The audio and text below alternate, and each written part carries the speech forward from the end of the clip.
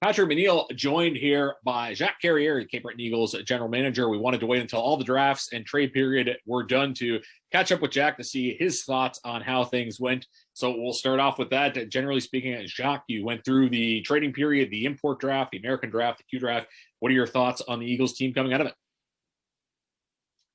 Well, we're fairly satisfied with what we did from a trade perspective, from a draft perspective. However, with the draft, we every team comes out of the draft thinking that they did the best job, and we're only going to get our report card in 2 years. That's when we're going to see if we made the right picks or not. Yeah, you win at the draft and you lose at the draft, but you don't know until a little while later. We'll start with the trades. That's right. Three notable names coming in, a pair of 20-year-olds for Nicolas Girard and defenseman Jean La Rochelle, and also 18-year-old defenseman Connor Shortall. Tell us about that trio of players. Well, I think they're all going to help us, obviously. Let's start with La Rochelle, who had quite the run with Victoriaville. He was an intricate part of their success. He was a mainstay on the back end for them. So his style of play and his leadership is going to come and help our young team for sure. So it was a no-brainer for us to get an individual of his caliber on the ice, but also off ice. Nick Girard, we think, is going to help us score some goals. So he's going to come in and be an offensive threat for us right away. And as far as Connor Shortall, we wanted to get a D in that age group with some kind of experience in the league, and there weren't very many of them that were available. And Connor was one of our targets, so that's why he was targeted, and we landed him. Now, obviously, the 20-year-olds are going to make this team more competitive next season. Girard comes in as part of the Ryan Francis trade, and the Sean Elliman trade ends up being completed with Jean La Rochelle. And tell us the rationale behind going for 20-year-olds in that future consideration situation, as opposed to maybe getting some guys that would be around a little bit longer. Well, we just wanted to get some. These guys were bringing some experience and some plus value to what we were looking for. Girard falls on a top six very easily on our team and on any team in the queue if you were to transfer him somewhere else. And it's the same thing for Sean La Rochelle, where he falls in a top 4 D scenario and a top 2 D scenario on most teams in the league. So it was very easy for us to make those trades. And certainly an added bonus, you obviously knew La Rochelle was coming, and now he comes with a championship pedigree, which is certainly nice to see. Now, of course, a lot of discussion about the big trade. I guess we could say the biggest trade was the one where you exchanged the number 2 pick and the number 8 pick, and you also get Connor Shortall. You talked about how you had a range you were willing to go back. How much was this trade a result of still thinking you could get the guy you wanted at number 8 versus how much you like Connor Shortall as a player? Was it a little bit of both? Well, there's a bunch of things that happened with regards to that trade, right? And first thing was trying to convince the Pedals to join the QMJHL and join the Cape Breton Eagles. So we left no stones unturned with regards to that. We had a Zoom meeting that was over an hour with the family, and we were ready to commit to Tyler Pedal. Like, we made that clear from the get-go of that meeting, that if at 2 overall, then we weren't going to move that pick if Tyler Pedal was going to give us some certainty that he was willing to play in the queue. And they wanted to keep the door open, and they've always maintained that, despite the fact that, we told them that we were willing to commit. Went back to the agent a bunch of times. They asked for like 1 week to think about it and probably weigh their options. And at the end of the 1 week period, after that Zoom we had the family, after going back and forth with the agent, after talking to Brad Pedal, Tyler's dad, we weren't convinced that he was going to come in the league. He wanted to keep the door open for NCAA. So at that point, we started looking at what our options were, where we wanted to be, and what we could get in the draft. So we went to work with the head scouts, the hockey operations committee with the head scouts. We went to work and we started, putting some scenarios out there. And the most viable scenarios for us were to remain within the top 8, because that's where we thought there was some value. So maybe 9, but we were very happy in the top 8 if we were doing thinking where the draft was going. And you know, the top 8 we established, we were off by 1 player. There was only 1 player that we established that would be that would come out in the top 8 that didn't make it in the top 8. So we were pretty satisfied with the work we did there. And we wanted to obtain a top 2nd round pick, so something in 21, 20, in the range of 21, 22, 23, 24. We've always done good with those picks. It's a pick that's very valuable after the 1st round, now that we have a day in between the 2 rounds as well. So it's a pick that's very valuable. So whether you have someone that you had in the 1st round that's still on the board, so you can pick him. There might be another team that has a player that they have 12th on their list and they want that pick, so you can make some money off that pick. So that was something that was of value to us. So top 8, have a pick early in the 2nd round, 21st, 22nd, 23rd, 24th, and hopefully had a young player. And we were targeting some defensemen, like I said, in the age group of 2003, 2004. And we were able to do that with Drummondville, hit those all those things. You know, we picked Cam Squires early in the 2nd round. We've always done good with that pick. We picked Ryan Francis at 20 or 21. I forget the exact pick number, but you know, those are always good picks. The first picks in the 2nd round are always good picks. You almost get 1st rounders, right? Because some guys, you know, you don't have a player on your list, and some other teams don't overpay, but pick a guy that you wouldn't have necessarily have had in the 1st round. So you end up with if you have that pick, you sort of end up with a 1st round pick from your list that you're going to pick.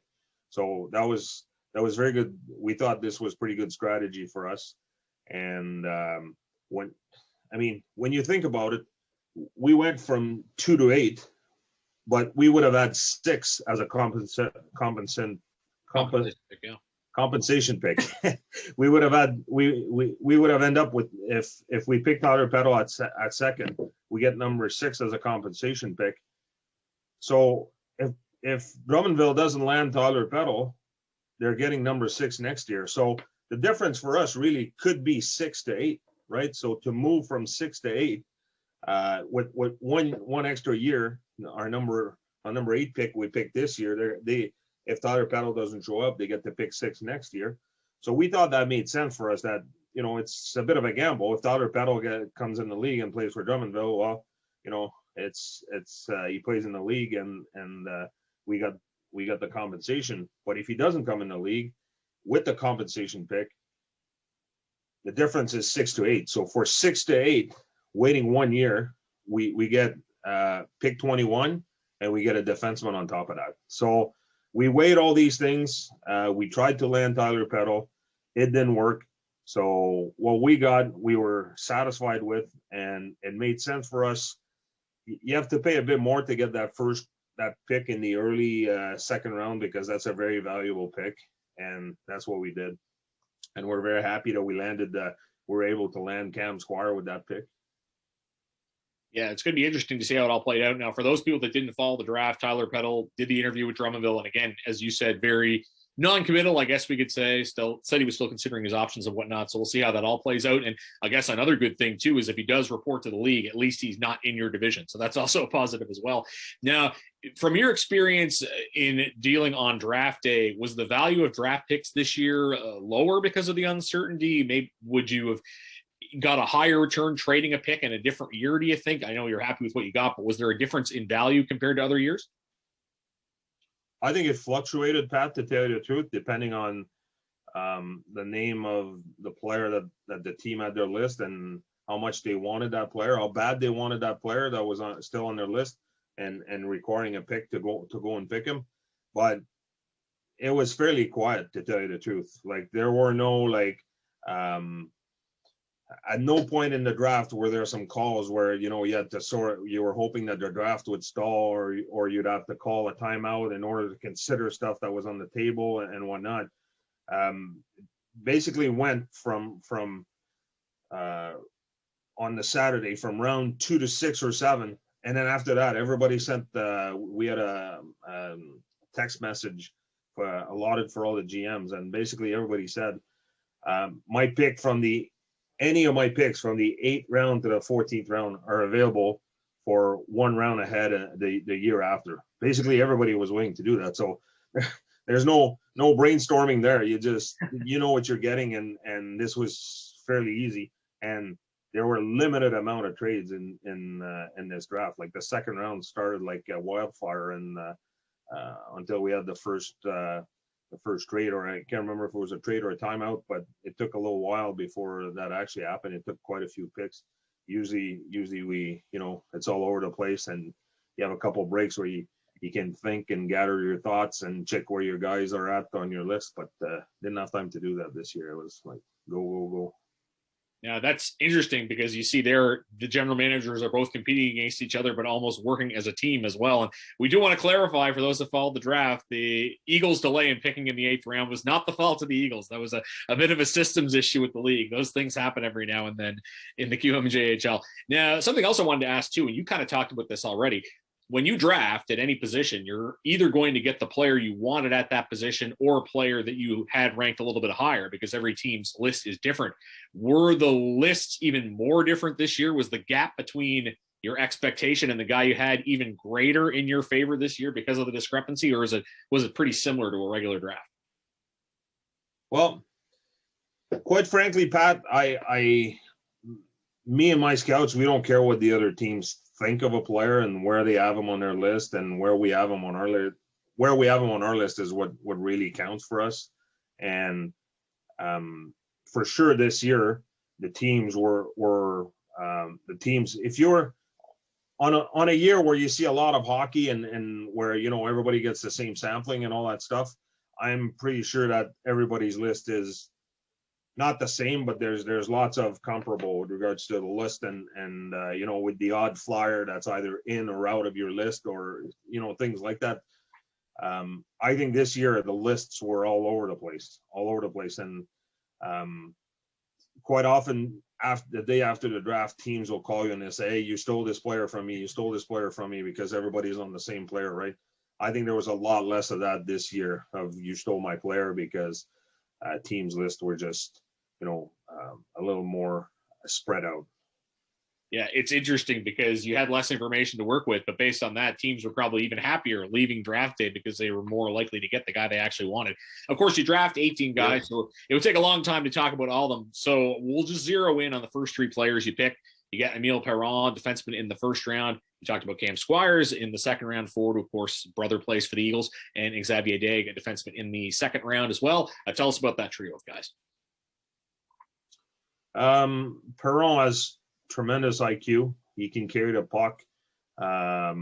He's a complete defenseman. I think that Perron and Dague are very similar in the way they play the game.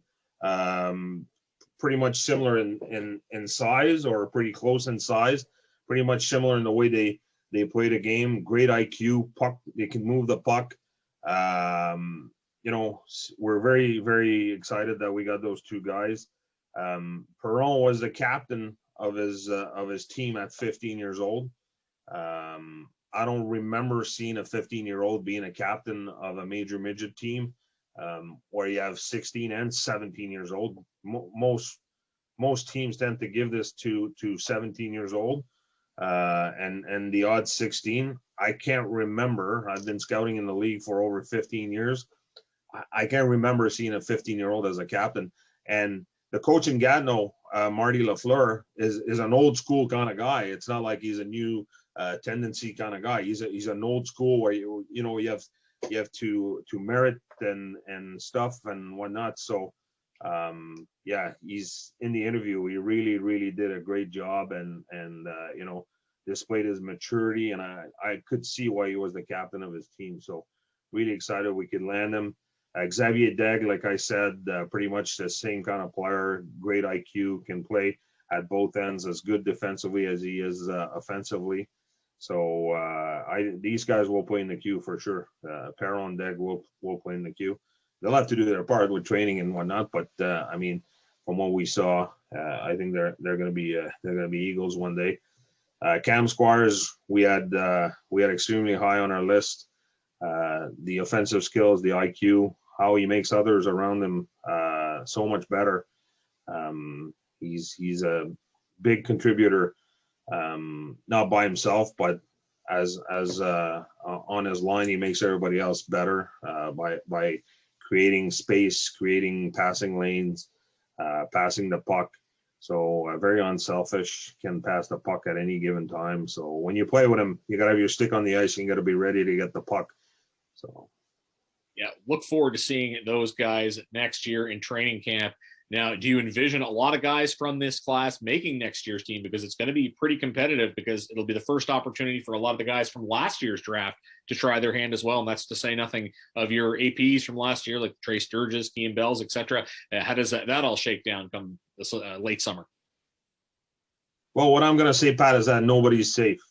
It's merit over status. You come to camp and you try to be an Eagle, and nobody's safe.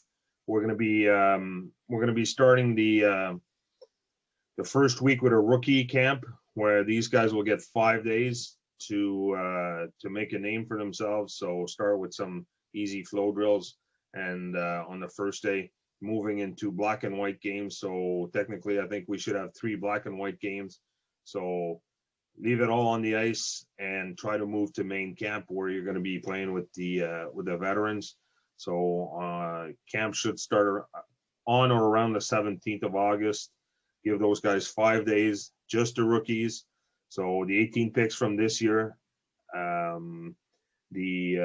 think there's like 12 guys from last year that didn't have a training camp, or 12 or 14 guys. So that's going to put us at like 32, plus a couple returning guys from the previous drafts, and guys that we picked up in trades like Trey Sturge and Michael McQuaid and these guys. So it's going to be pretty close to 40 rookies on the ice in the first week. So exciting, lots of competition, merit over status.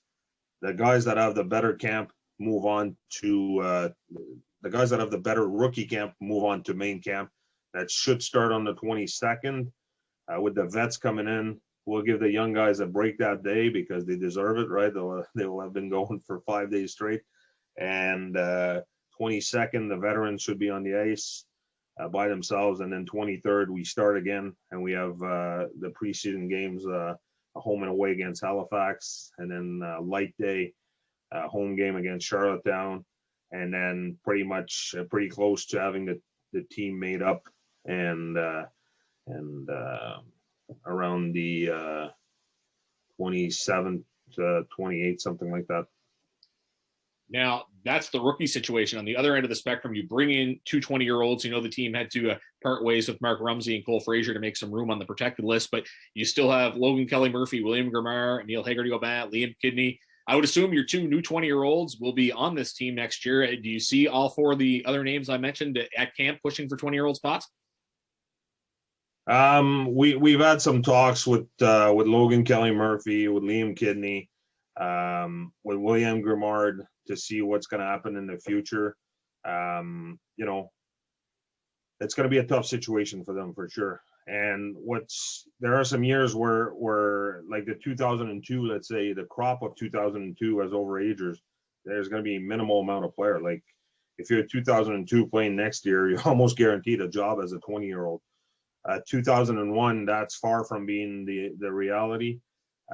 There's a lot more candidates available, and when I say a lot more, I mean a lot more. I think there were like, we counted like 120, and if you move the guys that had, you know, pro contracts and stuff like that, you still end up with like 100 players, and there's 54 that play in the league. So there's an excess of 45 to 50 20-year-old that won't have jobs, and some of those guys are of high QMJHL caliber.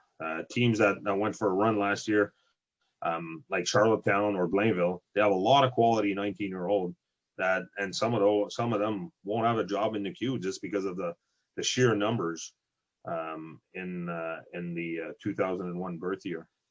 Yeah, it's interesting. Definitely one of the stronger years I remember, because I look at all those guys, and even if they don't necessarily stand out as stars, you think they could be at least a third 20, but just that's the way the cookie crumbles. Unfortunate for them, but hopefully everything works out that everybody has a decent place to play next year. Of course, you had the American draft as well. It sounds like Kurt Gergen will be reporting to camp. Sam Scopa will likely not be, but he'll keep contact with the organization. How much is the American draft picking a quality player versus picking a player you'll report? And do you have any expectations for Kurt Gergen at camp?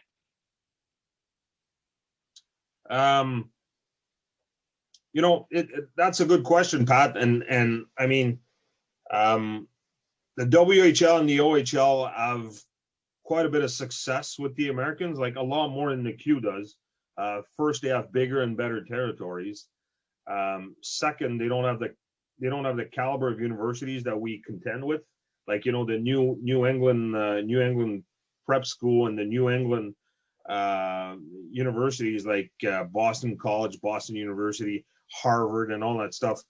These are universities we have to compete against. Like the WHL competes with the University of North Dakota, Minnesota Duluth, which are good organizations, but we have 10, 12, 15 great university in New England. So when you're born in Montreal, you want to play for the Montreal Canadiens.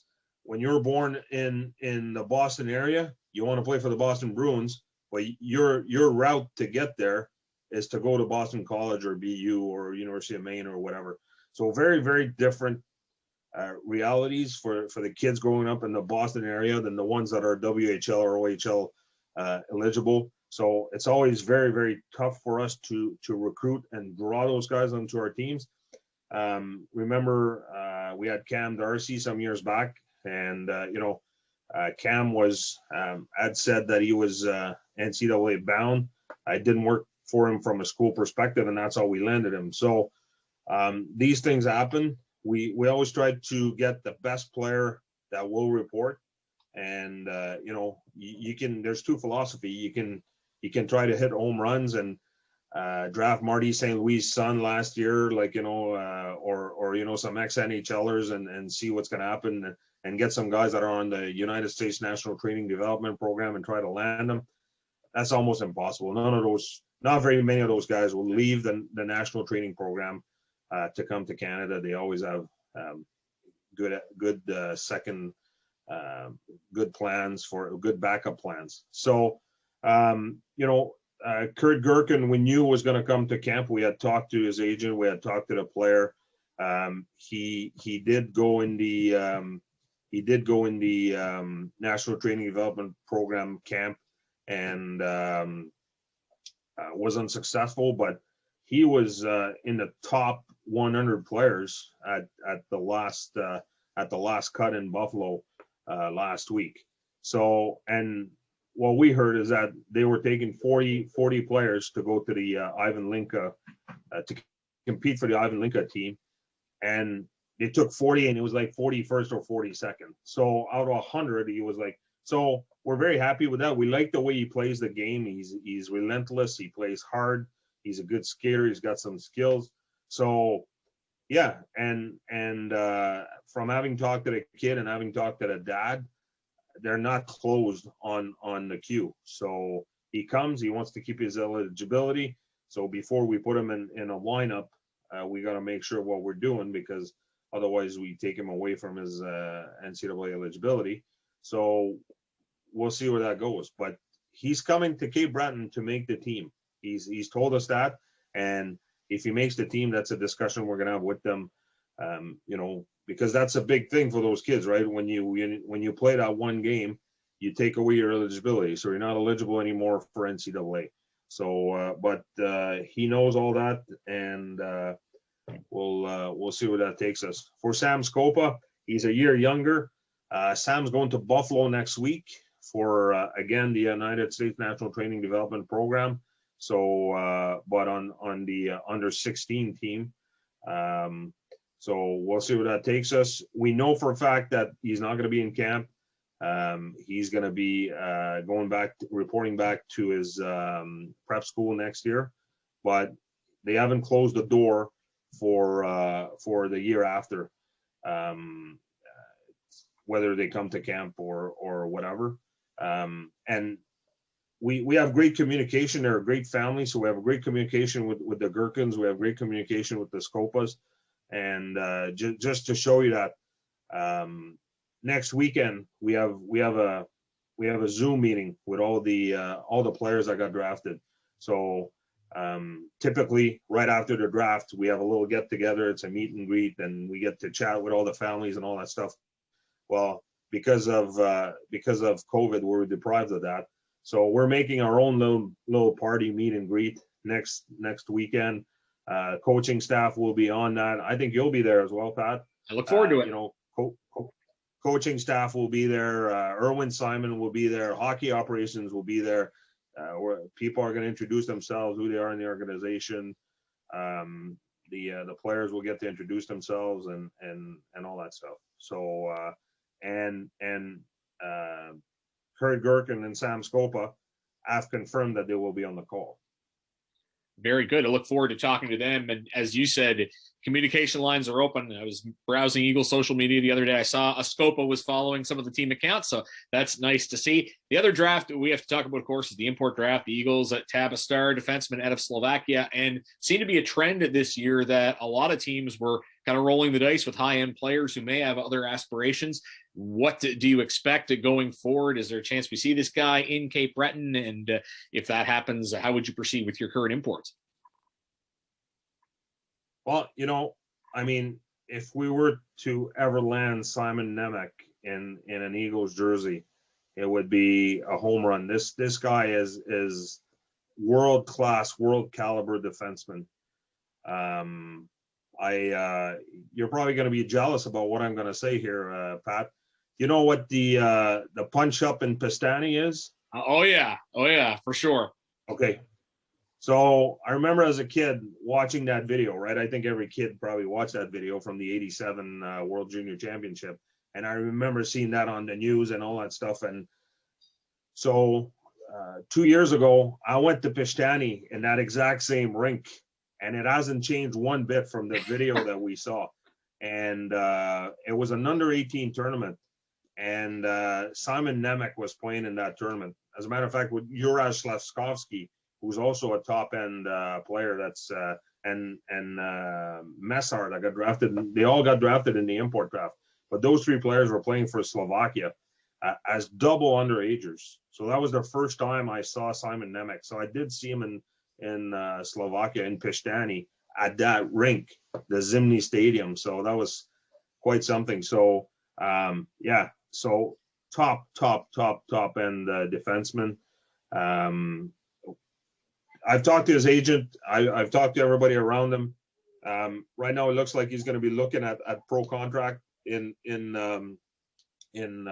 Europe, but you never know what happens, right? He's going to be a top draft next year in the NHL. So if it looks like that we're not going to land him this year, there's always hope next year that we can draw him after an NHL team has drafted him and said, listen, we want you to go and play with men. And that's happened before, right? And so we'll see. The door is open.